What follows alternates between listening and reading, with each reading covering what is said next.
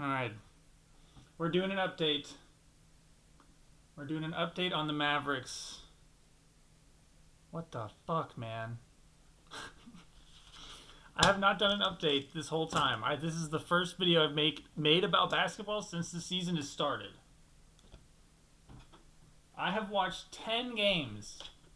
Is it 10? Has it been 10 games of this team? And I'll be going to be 100% honest with you. I thought that last season was pretty crazy of a season, like weird. But it did not start off this weird. It started off kind of weird. We had that really weird game against the Spurs where it felt like we were going to conquer the world. It's like Luka Doncic finally has a team that he believes in. He doesn't even have to look when Klay Thompson shoots the ball. He just walks away. That is the most he's ever believed in any of his teams, Luka Doncic. In that first game versus the Spurs, Klay Thompson's first game, it's like, yeah, this one can beat Boston. That's what he was thinking. And then it was like he didn't play well, but that was it for the first like 10 games last season. And last season was insane. And it was insane the whole season. It was insane before the oh shit, man. How many games have the Mavs played now? Before the Luka trade. It was already insane before the Luka trade. I know the Luka trade like took it to stratospheric levels. So what's our score? What's our fucking record? I haven't watched tonight's games. I don't know. I think we're 3-7. I don't even know. We just beat the Wizards yesterday. We beat the 1-8 Wizards. Okay, so we know we can't be that happy. But to be fair, that one win they had was against us. So we're breaking fucking progress. Oh, God, man. Let's go blue for Mavs. I was wondering what color to do. The date is November 11th. That is not true at all. Start that one over. November 9th. It's the 11th month. Mavs update. Alright. Let's straighten this out. And I want to zoom out. I don't need to be this zoomed in. Got the nice puzzle background. I love the puzzle background. Let's start with where I was before the season. I'm going to reach right over here. The tier list I made before the season, that was the video I made to preview the NBA season, is right here. Now that was my interest. That actually was not my... No. That's the wrong one. That was how interested I was in them. Mavs being number one. Most interested in. That was a video I recorded but didn't release about... That was my game 2. My reaction after game... Okay, let's start at the beginning. Where am I? Okay, here's my tier list. Mavs are in A tier. Look at this tier list. I really believe in the Rockets, and I still have them here. But who might I move up now? Do I move up anybody?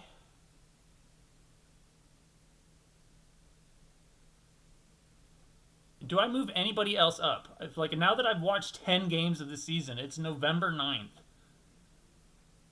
This is what I thought before. I wouldn't move the Knicks up. I don't know. They don't look that consistent. But, I mean, I think I still have them strongly at A. They just have to get used to a whole new coach. Any coach who's not Tom Thibodeau is going to be a drastic change from Tom Thibodeau. So the Knicks, it's going to take a while with the Knicks. The Cavs, I don't know what's going on. Garland cannot... Is he playing? Is he not playing? I don't know. What is it with that guy? The Magic suck this year. The Mavs, obviously, that's where I was with the Mavs. I was kind of a Mavs believer. I wasn't like we're going to win it all. But I was like, I think we're going to be good. I thought we were going to be good. And you know what? I'm going to be honest with you. spoilers, I still don't. I have not been that upset about this season. I'm not. Don't get me wrong. Once you see how I felt after game two, I was very pissed off. I was accusing Anthony Davis of taking tranks. I was like, this is the only explanation. He's like on tranks. I think I have other explanations, but we'll talk about that later. 76ers, I could move up to A.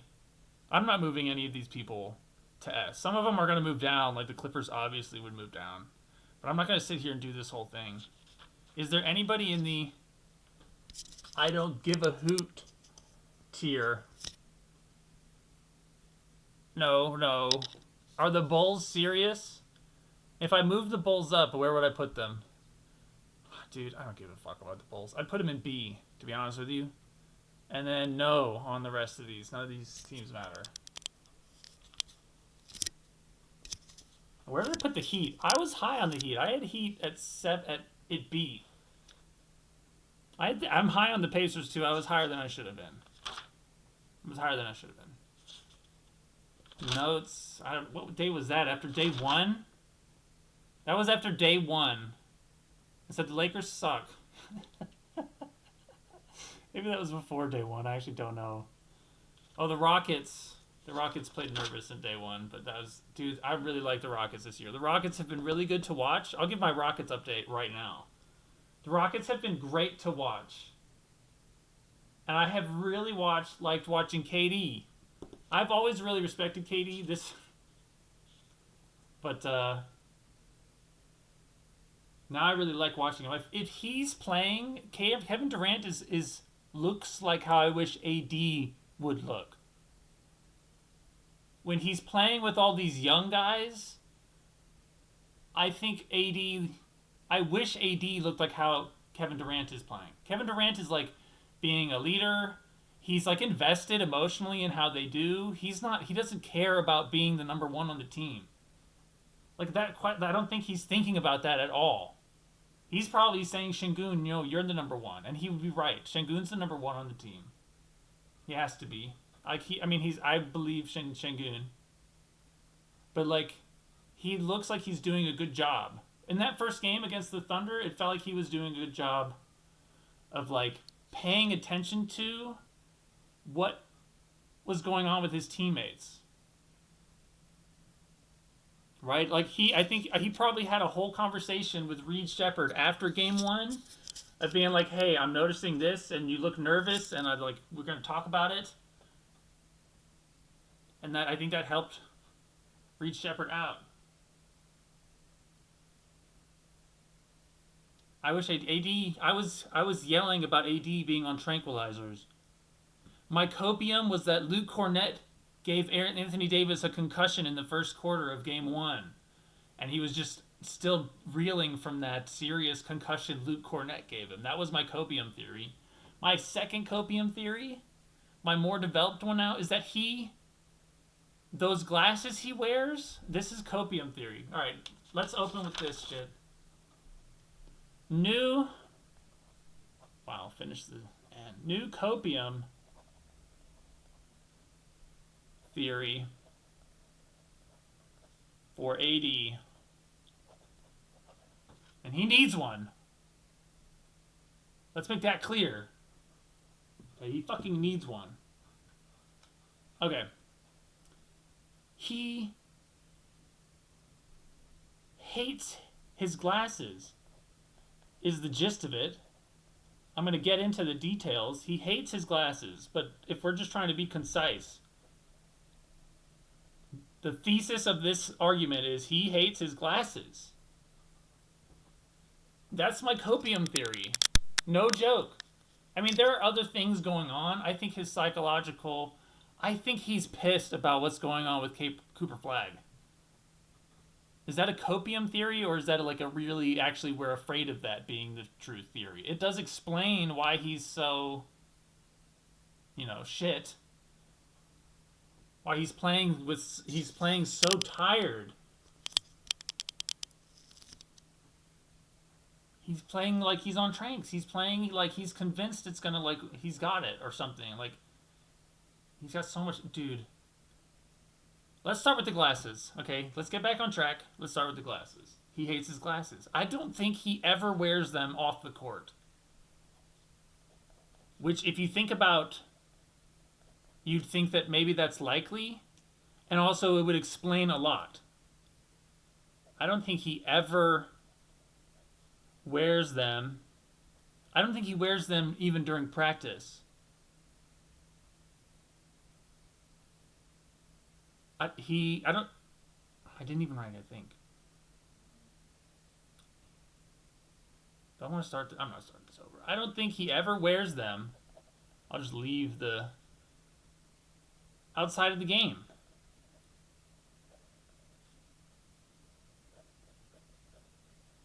Which is a huge problem. He hates them.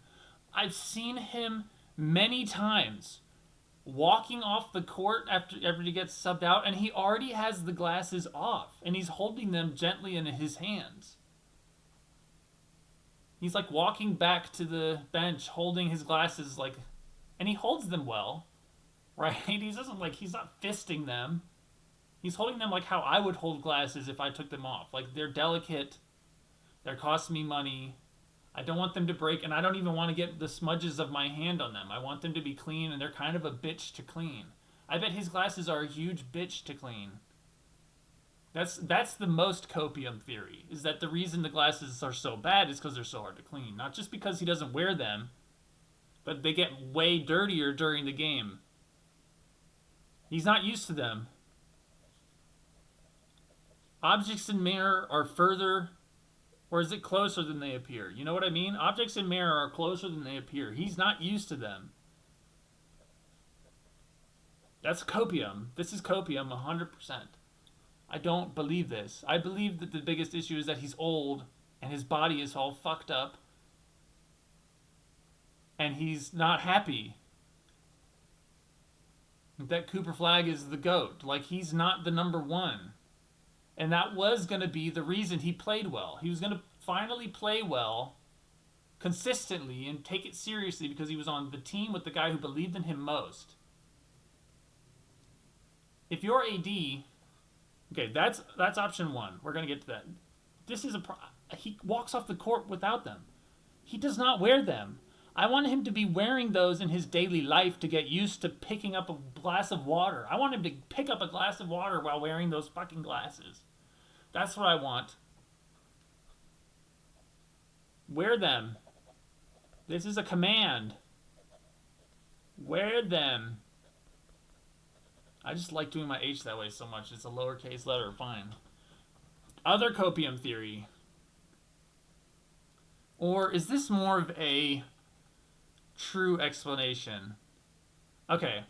This is my copium theory. It's all the glasses his fault. And he's not smart enough to realize that glasses are going to change the way, like, how things look a little bit. When you put glasses on, the things do change shape just a teeny bit. And when you're playing a very, three-dimensional game where, like, depth perception is really important. Dude. Ain't nobody with an eye patch playing basketball in the NBA. Alright. Real theory. And I will write theory, because I don't know for sure, obviously. Real theory. He's pissed. No. He's all fucked up is the main part of this truth. His body, his body's all fucked up.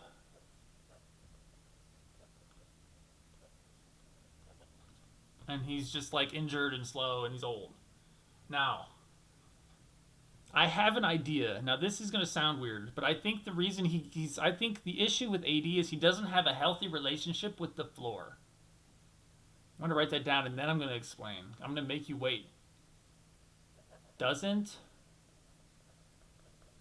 have healthy relationship, I run out of space, with the floor. Is his relationship unhealthy with the floor? No. Okay. What's the guy's name on the Pelicans? Zion. Zion has an unhealthy relationship with the floor, in my opinion. The way he lands. I have gone into videos of the Pelicans playing basketball, and then a bunch of other players playing basketball. And I counted frames. I counted how many frames it took for Zion, for his toes to touch the ground as he lands, and for his downward momentum to be completely stopped. Like, actually, like, going back up. He's completely stopped his downward momentum as he falls, and then he is rising again. How many frames it took for Zion to land? He averaged like 4 frames per landing. He was in 4 frames. His toes touched the fucking floor on frame 1. 4 frames. Frame 2, it's like this. Flat. His foot is flat. Frame 3, he's still falling. You know, his knees are still bending. His waist is bending. His arms are reacting to it. By frame like 5, he was moving up on like all of them. I looked at all the other players, and their average was like 7. No joke. No joke. Dude, I can't read this with this. I got Zoom skis. It's because the P goes all the way down to the E. But Zion has an unhealthy relationship. AD doesn't seem to really have a relationship at all with the floor. When I see him land, let's see if I can find... I'm actually going to go do a deep dive on this, because I want to see this for myself. I don't care. 80 first game with Mavs pop-off, where he says, "I'm here." That's what I want to watch. Oh, you know what I need to find? Okay, Panda Hank. 80 Panda Hank. That guy is my goat. How about that? Was he not doing it back then? Alright, whatever. Oh, mute, please. Mute. I got this on mute. Okay, let's do this. We're going to switch it over. We're going to watch this. That's too loud. That's too loud. That's too loud still. Okay. And we're transitioned. No. You see that? You see that? I'm checking. I want to watch one play in particular.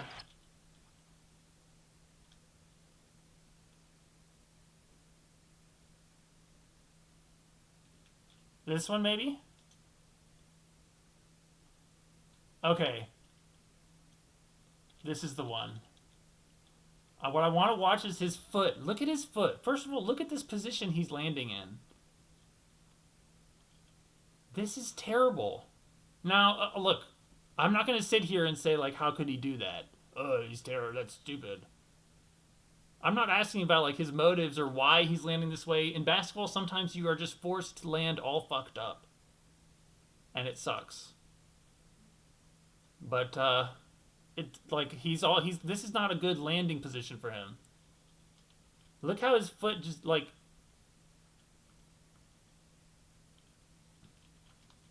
Maybe that wasn't the play. There was one where he, like... And he turns like that. He's popping off. That's another issue. He popped. No, this is not the play. I'm worried now that it's not going to be there. Where's the one where he says, "I'm him"? Oh, that is the one. Fuck. Alright. I just don't really like the way he lands. That's my copium, I guess, though. That's what makes it copium, is that it's ridiculous. That's one. Other real copium. This one is the most real. Okay, let's go with most real. Without this relationship with the floor thing. Body hurt and unhappy. He's unhappy. Why is he unhappy? Did you see that video? That's now the new reason I pulled that video up of him popping off and saying I'm here, is to show you how important it is to AD that you guys shut the fuck up about how bad the trade was. AD, in that moment after he slammed it, after that first half against the Rockets, he proved it. That's, why the sports gods made him get injured in the third quarter, is because he proved it. And he was like, it's over. I proved it. I'm here. I'm here. That's what he said. That's literally what he said. He pointed at the fucking earth and said, I'm here. Because everybody is saying this is the worst trade that ever happened. And he is AD. He's in the trade. So he's pissed. And guess who believes in him more than anybody? Nico Harrison. When he hears fire Nico chants. Fire Nico for what? For trading for me. That's what the crowd is cheering for. The crowd is saying, you want to fire Nico for picking me? I'm the GOAT. Now, he doesn't actually, say that. But he's like, he's sitting there being like, I'm AD. I've won a ring. Has he won Defensive Player of the Year? I'm like 5-time All-Star. I can be what this team needs. This team is built for me. Nico built the team for me. I'm here. What everybody's talking about Luka, that guy just choked in the playoffs. That guy has quit on his team twice, is what AD is saying. That guy quit on his team against the Warriors. That guy quit on his team against the Celtics. And now they weren't favored to win those by any means. It's a very, understandable quit out. But they traded for me, and you're saying it's the worst trade ever? He's unhappy. It's important to him to combat those narratives, I think, for AD. And I think Nico Harrison believes in him so much that Nico Harrison believes that. Believes that AD is as good as Luka. AD, we gave up a pick in that draft. In that trade. To get AD and Max Christie. We gave up a second-round pick. That's how much Nico loves AD. They're homies. Nico has Ross Perot syndrome, and Anthony Davis is one of those guys convincing Ross Perot to do some stupid shit. He's like a genius, a savant of it, but somehow he just believes this stupid health worker, this stupid doctor he hired to be the head doctor on his team, who tells him Luka is all fucked up and will never be good again. And Nico is like, okay, I'll trade him for this other psycho who's convincing me that he can be the number one on this team. As soon as you make him the 4, that's what AD said, right? That's what AD has been said for years. That was his excuse for years, was as soon as you make me the 4, that's the real. If I was the 4 on a team, the problem with all my experiences in the past of playing in the NBA has been that I'm not the 4. That was the thing, right? Everybody was like, okay, but now that he's going to be the 4 like he wants to be, he's not going to be the center. He's not going to be the tallest guy on the court. He's going to be way more powerful or whatever. And it just turned out, to not be true. But that was the belief. And he convinced Nico Harrison that was true. And Nico Harrison believed it because that's Nico Harrison's guy. They work for Nike together or some shit. Okay, so that's what AD was coming into, and he wants to be the lead. He's we're going to be good. And then guess who shows up? The savior of the fucking universe shows up. A new Messiah. I'm using the word Messiah, I don't care. I'm using a big word. A new Messiah appears and pisses him off. This is my real explanation for what's going on with AD, by the way. No, it's a guess. Theory. Most real theory. All I do is watch every single fucking minute of every single fucking game twice, but whatever. A new Messiah appears. Who is that new Messiah? Cooper Flag. And this is fucked up for AD. Suddenly it's no matter what happens, Cooper Flagg is going to get all the credit. He's still not the number one on a team. He's a number two on this team. Cooper Flagg.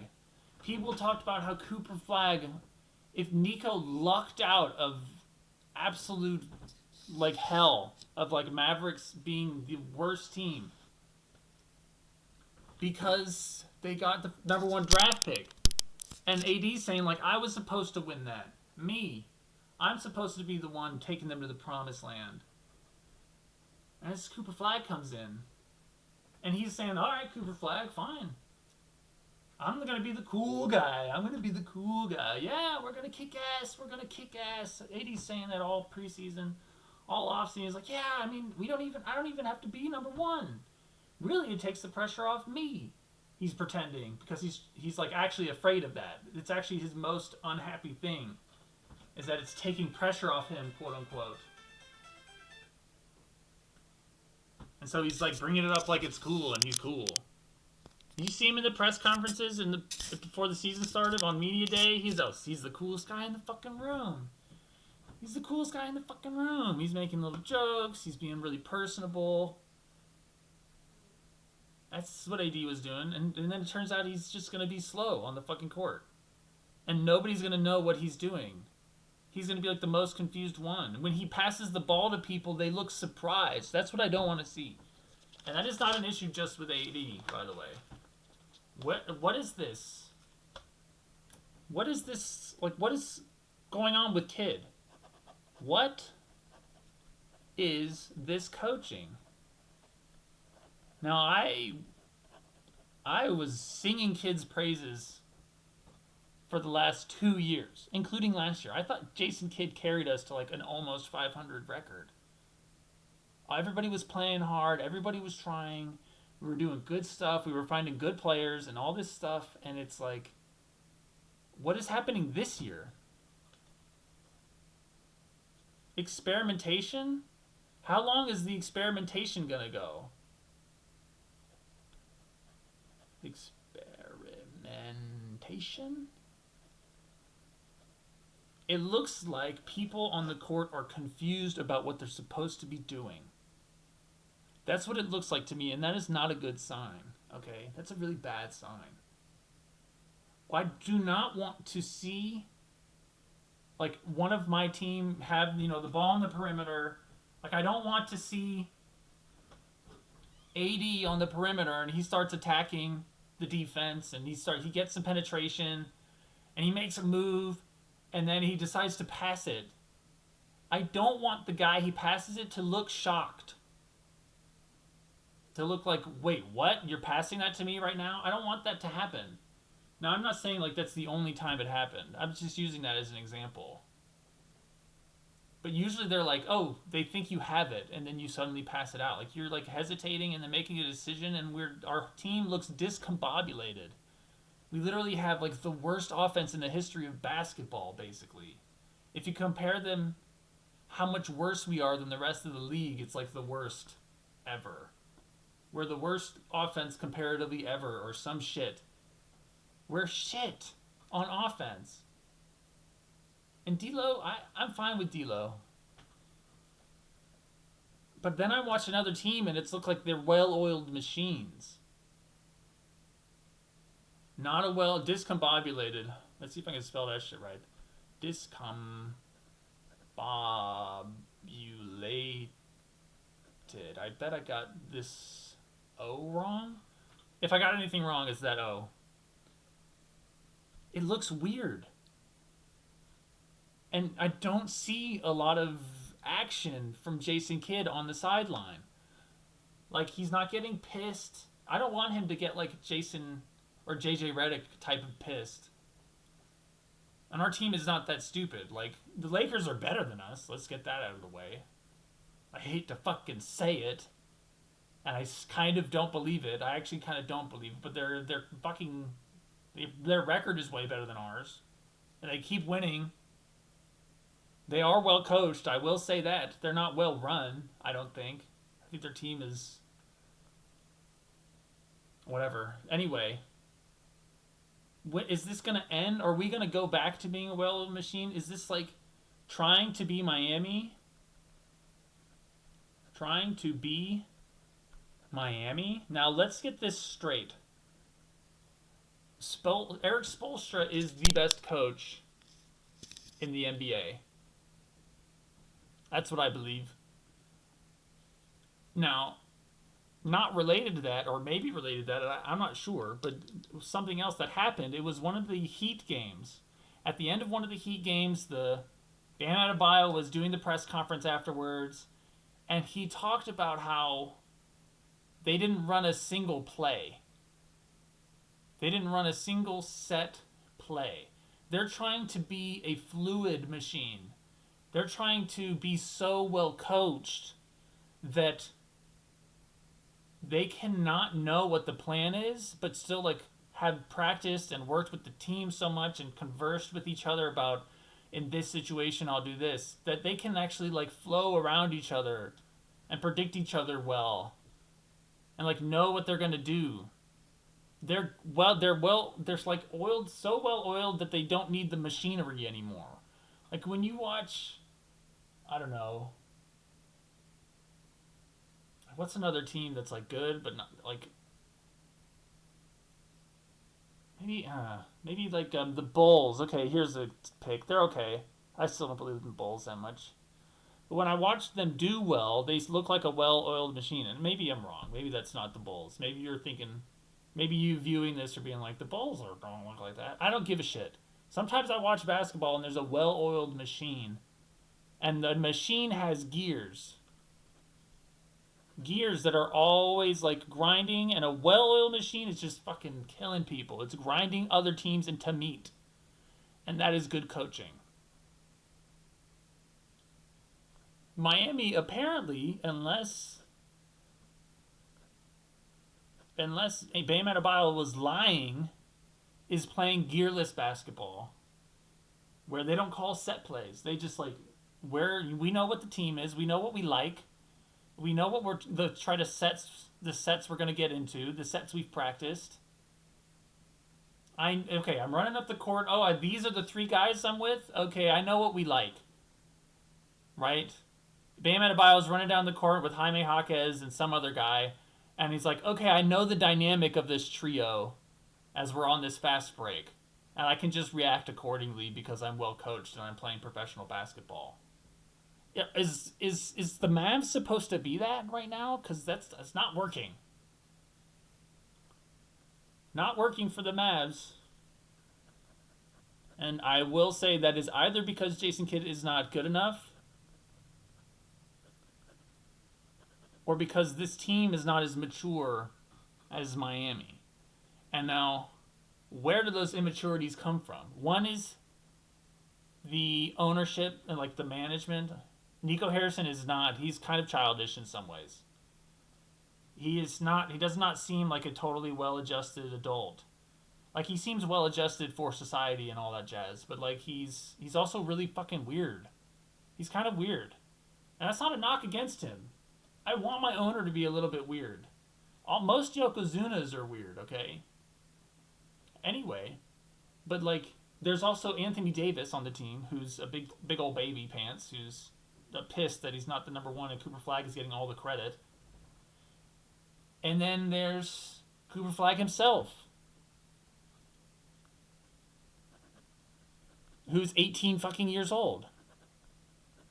Our most mature player is Kyrie Irving, and he doesn't get to play. Did you see Kyrie Irving in Game 2? Kyrie Irving was trying to be like, they were like, okay, Kyrie Irving is going to be the face of the bench. They only did this for one game. Game 2 of the Dallas Mavericks season. The cameras and the TV presentation made sure to show Kyrie on the sideline, like walking around, encouraging the team, talking to the young players. They did that for one game, and that was it. It was over. Which is weird, because I'm like, Kyrie could try for that for a couple games. Kyrie's probably doing that in the locker room anyway. Kyrie I love. We love Kyrie. But he's not there on the court. It's AD on the court. AD's not mature. AD, not mature. Nico, that's kind of weird to say, but not mature. I feel like there's something immature about him. He does have Ross Perot syndrome. It's like it doesn't matter that he's like good at all the other decisions he had made have been right. Like P.J. Washington, Daniel Gafford, even the like new guys we bring in, like Brandon Williams, Musa Cisse, or Nemhart. All the two-way guys we had last year. Jason Kidd, I really like. I think that D'Angelo Russell signing was good. I don't hate the Quentin Grimes trade because Quentin Grimes wants to get paid like $1 million and is like, not a million. I brought up the word $1 million like it was a big number. He wants to get paid like $36 million is what Grimes is asking for. His agent wanted that trade. We kind of had to trade Grimes. Now we could have. It sucks that we got Caleb Martin back because Grimes is way better than Caleb Martin. But that just shows Caleb Martin what other people think of Caleb Martin compared to what Caleb Martin thinks of Caleb Martin. I mean, oh my god, I just fucked all that up. That just shows what Quentin Grimes' actual value is or what his perceived value is versus how good he thinks he is. Quentin Grimes thinks he's like the GOAT or something. And Cooper. Cooper's our last. He's not the only other immature player on our team. It's a basketball team. It's an NBA team. You're going to get a lot of immature guys. Sometimes on certain teams. They're not. None of them are like Jordan Poole bad. You know. But you're not getting, Zen masters. They're not all Kyrie in terms of maturity. Kyrie is obviously, really mature. I think Kevin Durant's been really mature for the Rockets. You like to have some mature players. But Cooper's 18 years old. So I'm not going to hold it against him. I'm going to hold it against AD the most. I'm not going to hold it against Nico, really. Because, whatever. Like, he's the owner. He just gets to do whatever he wants. And I just see what happens. There's not, like, AD is doing, like, whatever dumb shit Nico does, it's like what he wants to do. And his job is to do what he wants. And you might hate that. I'm not, a huge fan of it, but he is doing his job exactly how, like, job description. AD is not doing the job description. He's one of the veterans, one of the Hall of Famers on the team. He's taking the pressure off of Cooper, and then he just sucks ass. And completely fucks up the vibe of the team when he's on the floor for the first, 4 games, and then he's gone. And we're getting way better without him, in my opinion. So are we trying to do gearless and we're just not, professional enough? Let's go through the players on the team now. Or maybe I should say why am I optimistic? Let's do that. Because I'm still honestly, why optimistic, bro?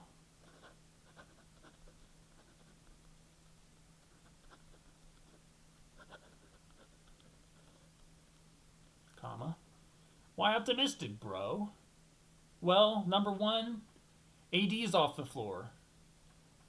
And that's really brutal to say, but dude, he was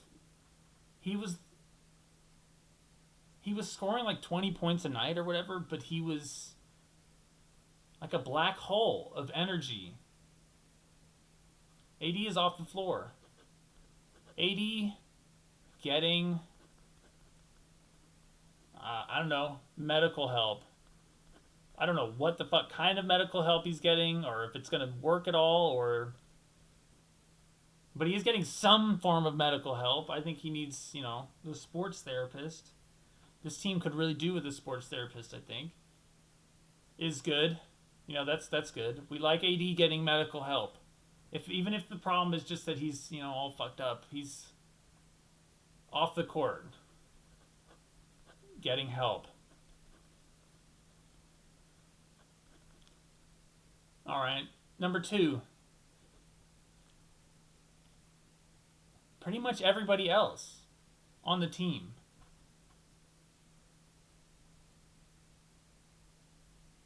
If I think about all the players on the team, Klay Thompson is not starting.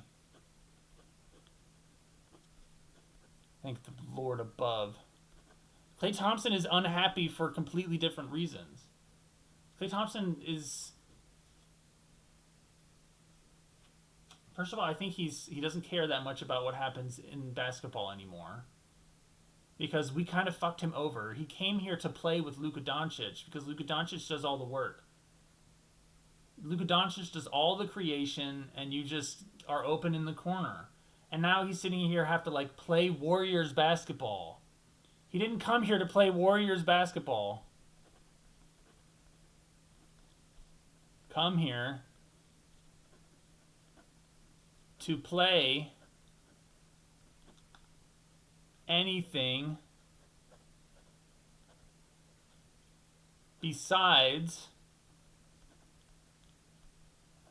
Luka ball. He came here to play Luka ball. And we took that away from him. We like threw that out the window. We convinced him to come here. And we're like, yeah, he took a pay cut. I was like, yeah.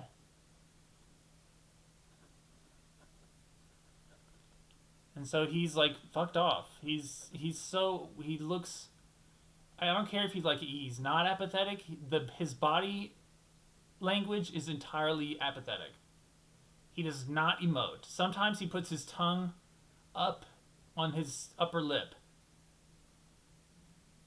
And that's like the most emotion he'll do.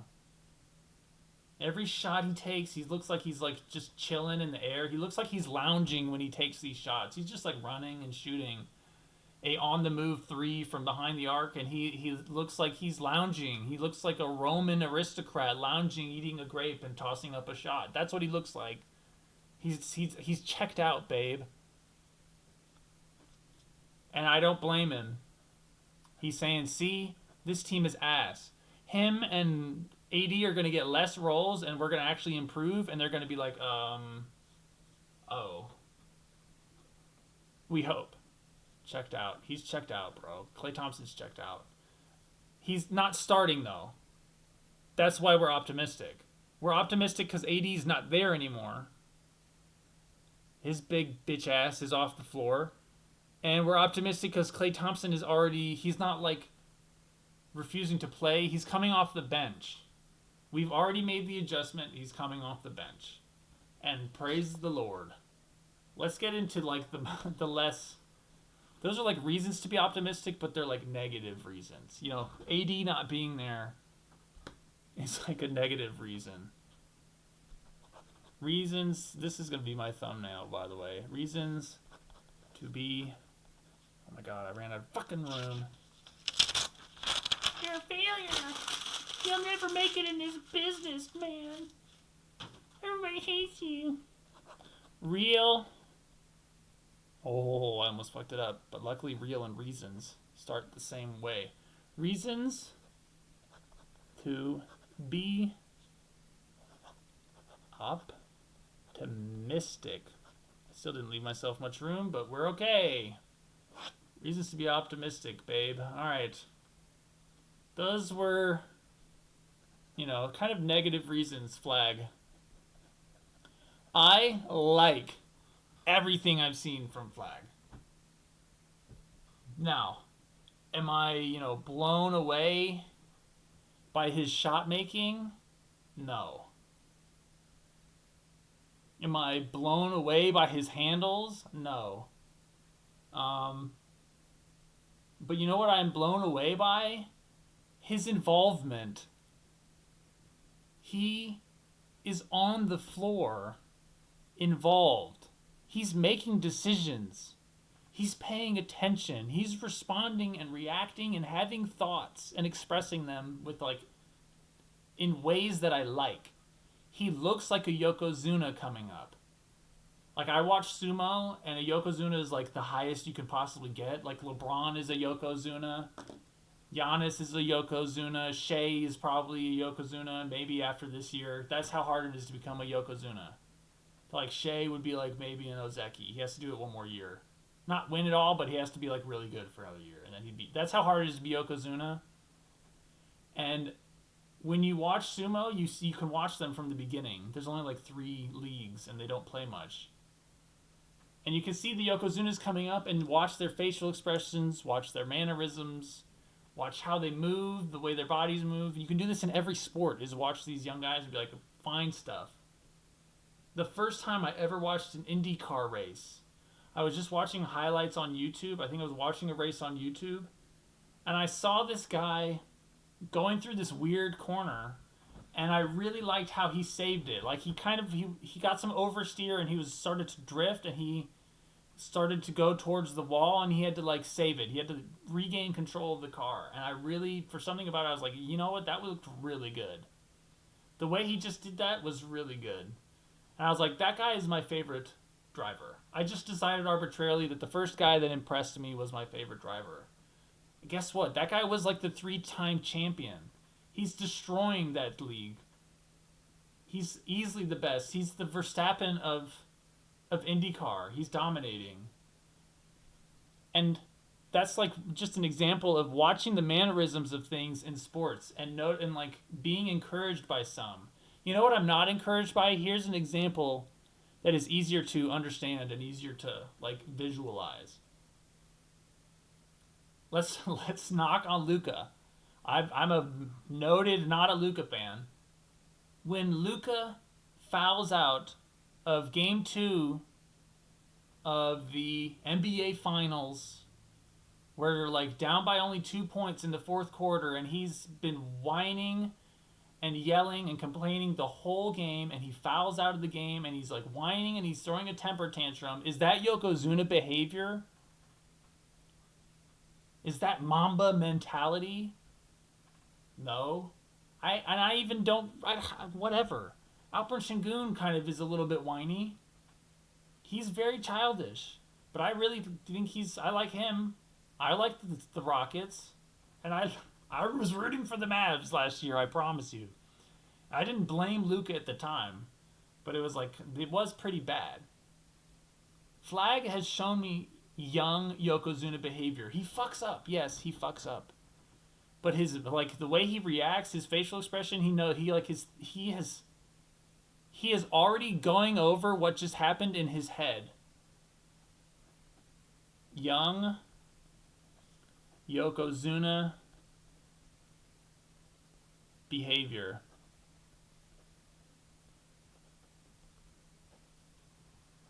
He's gone over what just happened like 30 times already. All right? Ono Sato is on his way up. He's the current Yokozuna. He loses to some veteran. He gets like cheesed. He doesn't just get up stoic. He doesn't get up pissed. He gets up with this like kind of smirk on his face almost of like, that is the last time that's ever going to work for you, motherfucker. Like that's the kind of facial expression Ono Sato has. Now in basketball is a little bit different than sumo. Like, Ono Sato really did never lose to that guy again, and he's never going to lose to that guy again because the trick, in basketball there's way more tricks. But the point is, I really like what I've seen from Flag. I'm happy about Flag. I think Flag is good. I'm not worried about Flag. Is he immediately dominating? No. Does he have, like, some fucking... Here's how I'll explain. He already looks better than Jaylen Brown, to me.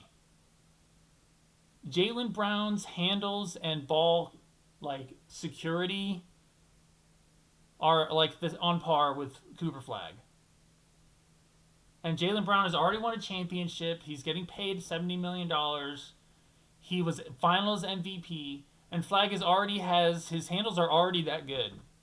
His ability to not turn the ball over is already as good as Jaylen Brown's. And I'm very encouraged by that because Cooper Flag is only 18. And he's only played 10 NBA games. I'm going to write that down. Better handles than Jaylen Brown. Oh my god, and he actually has hair. What the fuck is the deal with his hair, man?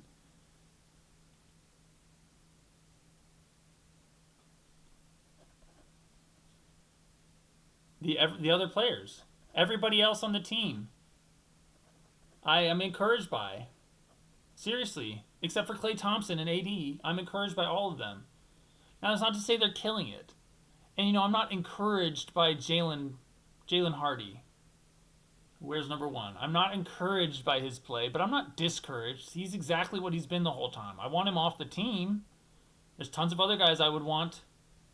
I could look over at a list of people I want on my team, and it's not going to be Jalen Hardy, but I like Brandon Williams. I love Najee Marshall, I think he's playing great. I love PJ Washington. PJ Washington is not a leader though. When AD comes in with the vibes he had, and Klay Thompson has also the probably just blank confidence, not communicative vibes. Like, yeah, we got it. Whatever. The shot will start dropping. The shot will start dropping. It's like, dude, no, it's fucking not. Why are the vibes so shit? Yo, Klay Thompson. All of them. All the rest. I am optimistic about this team. It's been a nightmare of a start. It's been like the worst possible start you could have imagined.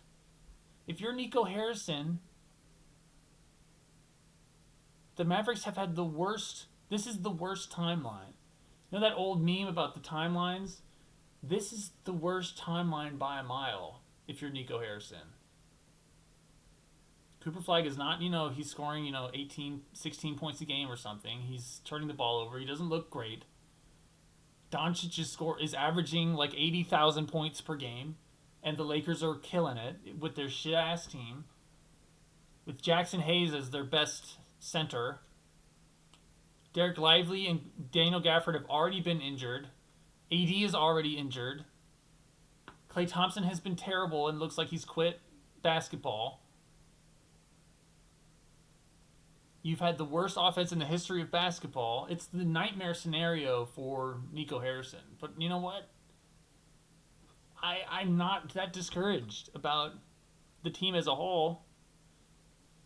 We're playing like absolute ass. Maybe I'm just on a high because we beat the Washington Wizards. We're still a horrible team. We just got our asses kicked by Memphis. Memphis with Ja Morant being, doing Ja Morant shit. And Jaren Jackson Jr. being Jaren Jackson Jr. We made him look good. So we're not a good team. But when I go through the whole list of players on our team, there's only two players that I'm unhappy with. Really, there's only two people I'm unhappy with. And that's AD, number one. That's the main issue. The number one reason to be optimistic is AD is not on the floor anymore. Klay Thompson's not on the floor anymore. I don't care how bad we are this year. They made the game unwatchable. That's how I described it after a game, once AD was gone. It was like, you know what? We're not a good team. And we're not going to be a good team. And AD's a good player, but the thing that we are when AD's off the floor is we're way more watchable. I'm way less angry watching them. I'm way less unhappy and miserable watching the Mavs when AD is off the floor. And when Klay Thompson is off the floor too. Those two guys are they've been really bad. So all of them is for everybody, but when I go through the rest of them, they look good. Let's go through the list. Let's get rid of this. Transition. Clickety clackety. Dallas Mavericks roster.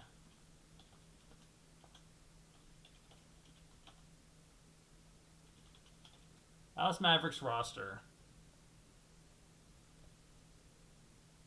Max Christie, killing it. He's hitting corner threes. He looks more comfortable. I love his relationship with Cooper Flag. You can tell that he has zero relationship with AD. Nobody has a relationship with AD. AD just comes to the practice facility and he's like, yeah, man, we're going to kick ass. Yeah, man, we're going to kick ass. Yeah. And Max Christie looks like he watches film with Cooper Flag. It looks like Max Christie and Cooper Flag and Ryan Nembhard are having sleepovers, watching tape together. Smoking weed and learning about each other. I mean, that's obviously not what they're doing. That's Brandon Williams' thing. But, they look like they have a relationship. I like when they're on the floor and they talk to each other. They look like professional adults, talking to each other. Anthony Davis isn't talking. He's, whining about his glasses. Or looking absolutely exhausted. Cisse is great. He's only played a couple games. He's not, the best. But the Lakers would love to have Cisse. That's how I'll describe Cisse. The Lakers I would trade Jackson Hayes for Cisse if I was the Lakers. I would never do that as the Mavs. Lots of teams would want Cisse. Lots of teams are looking at Cisse and being like, you know what? I like Cisse. He's pretty good. Davis, terrible. He's and I don't know. I already went over all my reasons. Exum, why is he on the team? Like why do we have Exum? I guess because we have nothing else. He's never there. When I need you, you're never there. Cooper Flag, love it, love it, love it. Cooper Flag is. I love his energy. I love how involved he is. I love how intentional he is. I love watching his brain work as he moves around the court and just being like he's always making decisions but he's also decisive. He's always making decisions, but he's also decisive when he needs to be, which is good. Lots of players don't look that way. Gafford is still very like gangly, and he looks like a giant. He moves like a giant. Now, I know he is. He's 6'10", 265 pounds, but he moves like a giant. You know what I mean? Maybe that's weird to say. Hardy is not good, but whatever. I don't think he's... I think for the beginning of the season, we were the Mavs were all right, well, but he's got seniority, so we'll give him priority first early on and stuff like that. But we're already okay, yeah, Brandon Williams is coming off the bench before you, bro. I know Brandon Williams just signed from a 2-way contract, so you absolutely have seniority over him, but no, he's starting ahead of you. Which is where he should be the last guy off our bench. Kyrie obviously is not playing, but he tried in game 2 to be a leader. I don't know what happened. I don't know why that never happened again. They never showed him on the sideline again. I think he's there. Miles Kelly, who is that? He doesn't play for us. Derek Lively's injured already. That's fucking concerning, babe. It's concerning that Derek Lively II is injured again. That's not good. I love him. I love the guy, but he needs to not be there. Najee is the most worth it $9 million I've ever seen. I love Najee. I love it when he gets the ball. He's aggressive and decisive and confident and good. Yeah, he can miss a layup every now and then or do something stupid, and I'm just all is forgiven, babe. I love you. I love Najee Marshall. Najee Marshall's one of the top 3 favorite players on this team. For me. Caleb Martin, what is his shot? He doesn't have one. Why is he getting paid more than Najee Marshall? You see what I mean? Calling Najee Marshall so good. Caleb Martin gets paid more than him. What he does? Has he made a basket? How many points has he scored this season? He's played 8 games, 9 minutes. What is this? Why is he giving me the average? There's no way he has only 1.5 points. See all. What the fuck? Give me the stats for the season. Regular season. That's the game we just played. That's the last game he played. He didn't play against the Wizards. Thank God. That's how you know we had a chance. 0, 4, 10, 12 points. He scored 12 points this season. Bruh. What does he do? He's not even that good on defense. We're going to trade him. Ryan Nembhard? Yes. Yes, Ryan Nembhard we need. Now, what position? He plays guard. Brandon Williams plays guard. D'Angelo Russell plays guard. Okay, so they don't have point guard on here. Guard just means the smaller guys. D'Lo is our most point guardy guy. He brings the ball up and he's initiating the offense. He's our Fred VanVleet. He's a grift king. He's the grift king of the team. He's absolutely grifting out there as his main source of offense. I'll just skip Dwight Powell and Ryan Nembhard, I guess, and just start calling D'Lo the grift king. But he's my grift king, and he's been worth the money. I actually like the signing for D'Lo. Is he, good? Yeah, maybe not, but I'm not going to argue that. But he's worth it, and we need him. We definitely need him. I think he has been good, and we definitely fucking need him. This team without him would be actually worse. I need him to stay healthy, please. It's weird how vital he is to this team. D'Angelo Russell. All right, going back to Nembhard. Nembhard should be ahead of Caleb Martin, obviously, and he already is. Caleb Martin plays forward. He should be ahead of. He is ahead of Miles Kelly. Miles Kelly, has he even played yet? I remember watching Miles Kelly in. That's who he is. He was in the preseason. He's got a good 3-pointer. He can shoot threes. He's better than Jaden Hardy. Where were we? Nembhard. Yeah, I'm a fan of Nembhard. Nembhard's going to be our 2027 starting roster. Let me see this. I'm going to try to guess. Guessing. This is so silly of me. The 2026 starting roster.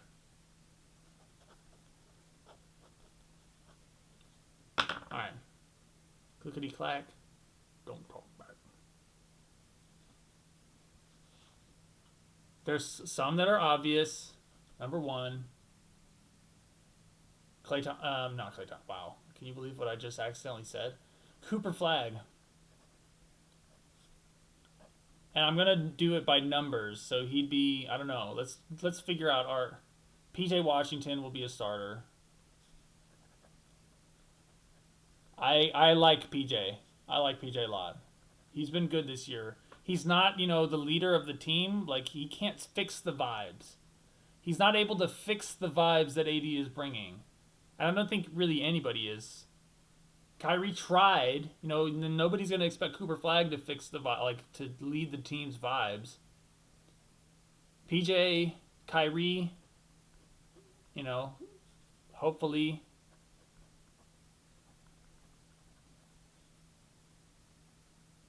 And then, Derek Lively or Daniel Gafford? Which one? I think Ryan Nembhard could be on this. And then Dwight Powell. No, not Dwight Powell. Derek Lively. I mean, that's a normal team. That's not that small a team. That's like a more balanced team. Ryan. Shit. How do you spell his name? Nembhard.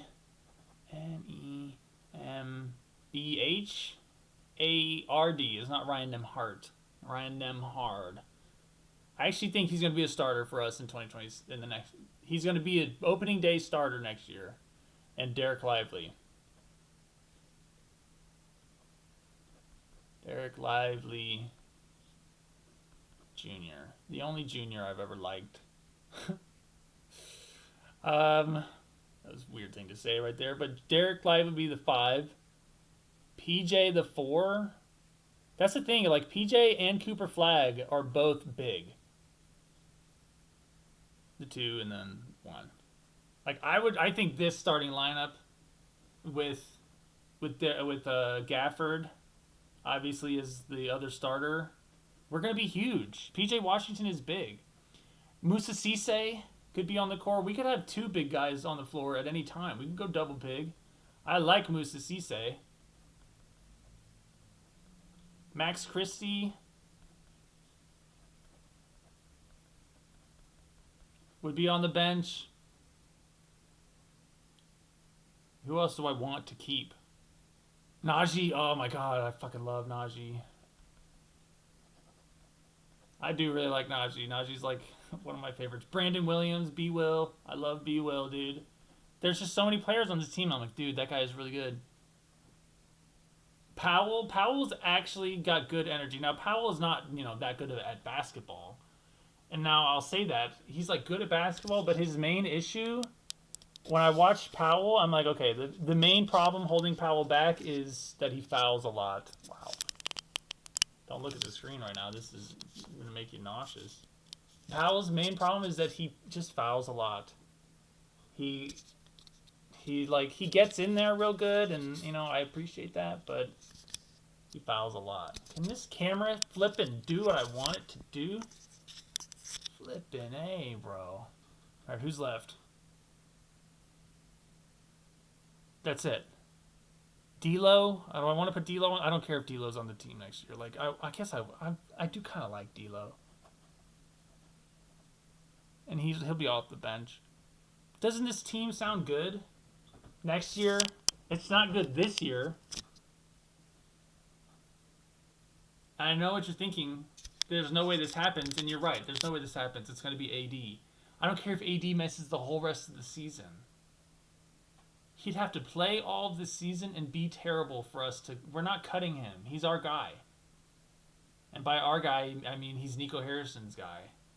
But dude, I gotta be done with this. I am optimistic about this team. I don't think it's like, we're bad. Don't get me wrong. We are bad. I'm gonna do closing statements.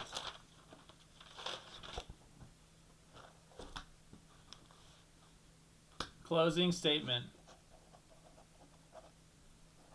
Closing. We are bad.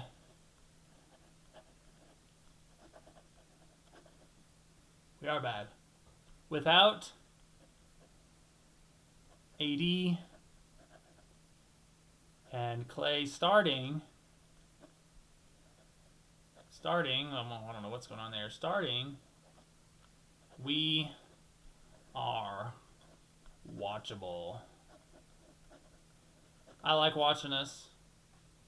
And the future does look good. The future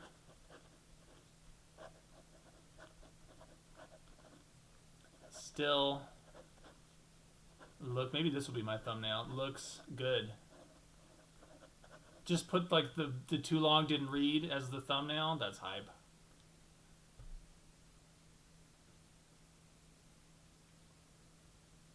I like a lot of our players. I honestly think I'm still optimistic. I mean, we're still absolute shit, and we've beaten only shit, and we've gotten embarrassed by people. Why did we lose to Memphis like that? Why did we lose to Washington?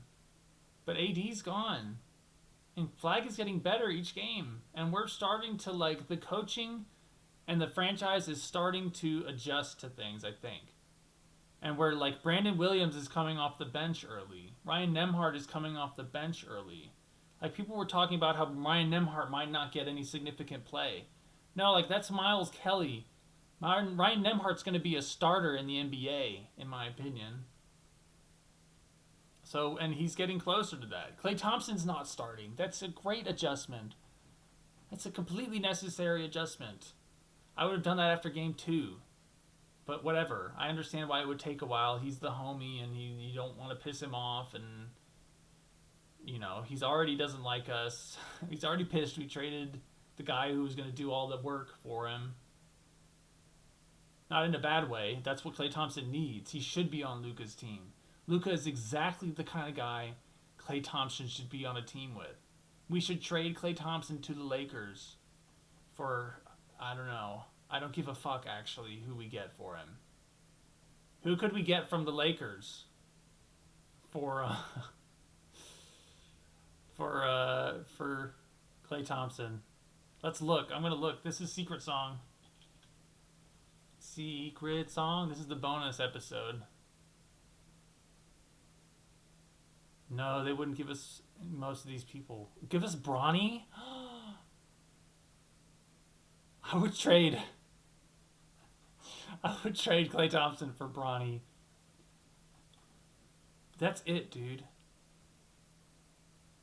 I mean, I don't think they're going to trade us Marcus Smart for Klay Thompson. They're going to, and I don't want Dalton Connect. They would trade us Dalton Connect for Klay Thompson.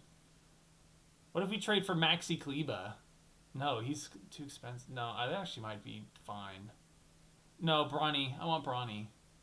Trade Bronny James to the Dallas Mavericks. Trade LeBron to Cleveland and trade Bronny to the Dallas Mavericks for whoever the fuck. Oh yeah, Klay Thompson.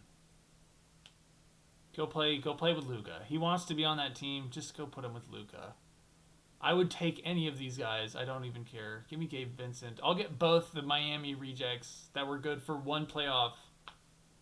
Gabe Vincent and Caleb Martin were good for one playoffs because they had the best coach in the league and they got hot.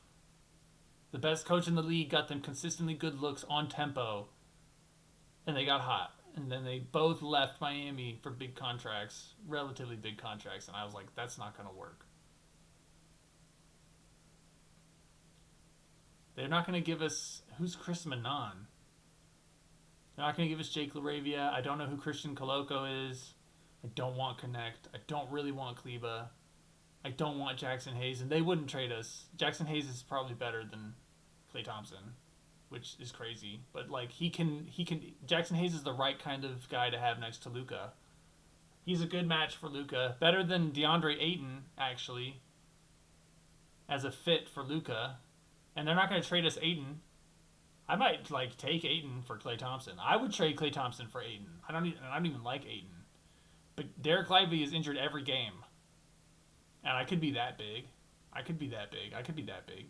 Daniel Gafford, Derek Lively, and DeAndre Ayton as my centers lineup. I'm pretty happy with that. You could see that I'm excluding Anthony Davis from there.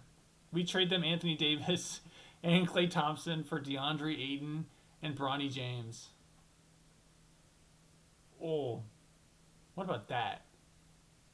Now, who I would really want off the Lakers, the only player on the Lakers that I would actually want my team to trade for would be Rui Hachimura. Like, I don't really want Reeves, and it would take... They're not giving up Reeves, right? I would kind of like LaRavia, but I don't want... They're not giving up LaRavia. They're not really giving up Hachimura either, but he's like one of their better players. Anyway, Secret Song is over. I'm optimistic. But we are ass. Very bad.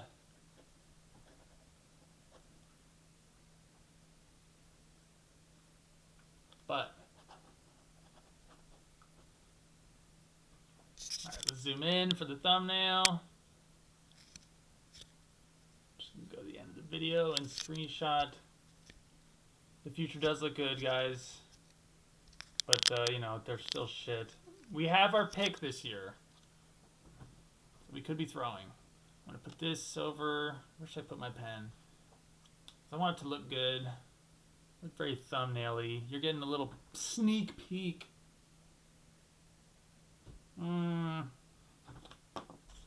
Let's put this over here. And we'll put this, you know, over here just cause. Just to, you know, have some color. And then I want a little bit of signifier, if you know what I mean. So let's put this down here. Oh, that's the perfect amount. We're going to put that over here. Alright, now this looks shit. That's a good thumbnail. Click. Stop recording.